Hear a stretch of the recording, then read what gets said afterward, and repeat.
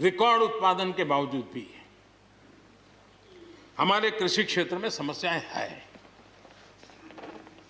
कोई ये तो मना नहीं कर सकता है समस्याएं नहीं है, लेकिन समस्याओं का समाधान हम सबको मिलकर के करना होगा। और मैं मानता हूं कि अब समय ज्यादा इंतजार नहीं करेगा। हमारे राम गोपाल जी ने बहुत ही अच्छी बात कही कि उन्होंने कहा कि कोरोना लॉकडाउन में भी हमारे किसानों ने रिकॉर्ड उत्पादन किया। सरकार ने भी बीज, खाद, सारी चीजें कोरोना काल में भी पहुंचाने में कोई कमी नहीं होने दी, कोई संकट नहीं आने दिया, और उसका सामूहिक परिणाम मिला कि देश के पास यह भंडार भरा रहा। उपज की रिकॉर्ड खरीदी भी इस कोरोना काल में ही हुई। तो मैं समझता हूं कि हमने नए नए उपाय खोज करके आगे बढ़ना होगा। और जैसा मैंने कहा, कोई भी हम कई कानून है, हर कानून में 2 साल 5 साल के बाद, कभी 2 महीने 2-3 महीने के बाद सुधार करते ही करते हैं। हम कोई स्टैटिक अवस्था में जीने वाले लोग थोड़े हैं जी।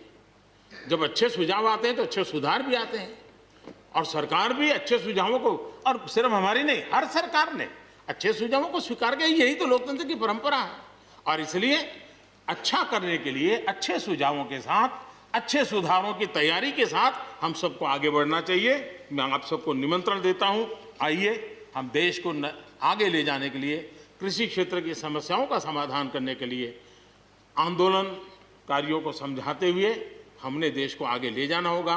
हो सकता है कि शायद आज नहीं तो कल जो भी यहाँ होगा, किसी न किसी को ये काम करना ही पड़ेगा। आज मैंने किया है, गालियाँ मेरे खाते में जाने दो, लेकिन इस अच्छा करने में आप जुड़ जाओ। बुरा हो मेरे खाते में, अच्छा हो आपके खाते में, आओ मिलकर के चले।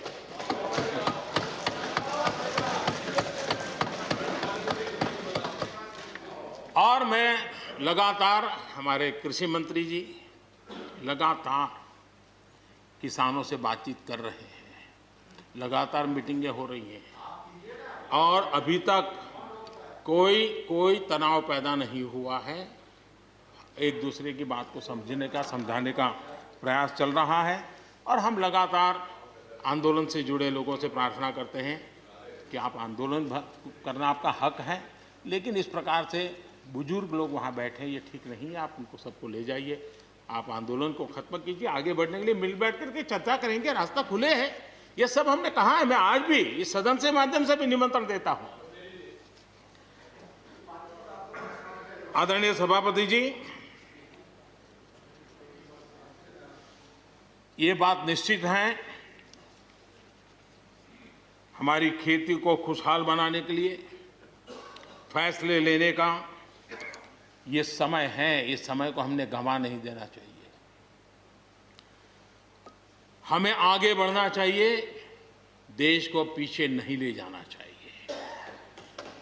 पक्ष हो, विपक्ष हो, आंदोलनरत साथी हो, इन सुधारों को हमने मौका देना चाहिए और एक बार देखना चाहिए कि इस परिवर्तन से हमें लाभ होता है कि नहीं होता है। कोई कमी हो तो उसको ठीक करेंगे, और कहीं ढिलाई है तो उसको कसेंगे। ऐसा तो है नहीं कि सब दरवाजे बंद कर दिए बस। और इसलिए मैं कहता हूं, मैं विश्वास दिलाता हूं कि मंडियां अधिक आधुनिक बने, अधिक प्रतिस्पर्धी होगी।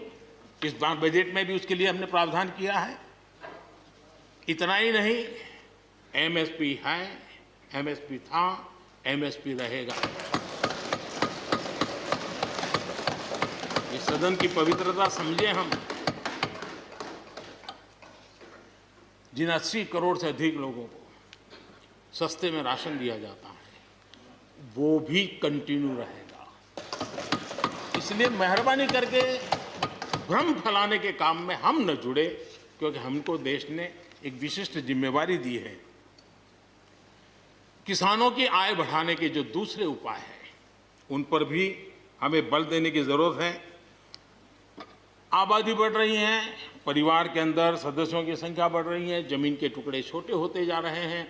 ऐसी स्थिति में हमें कुछ न कुछ ऐसा करना ही होगा ताकि किसानी पर बोझ कम हो और हमारे किसान के परिवार के लोग भी रोजी रोटी कमाने के लिए, उनके लिए हम और अवसर उपलब्ध करा सकें। इनकी तकलीफों को दूर करने के लिए हमने काम करना होगा।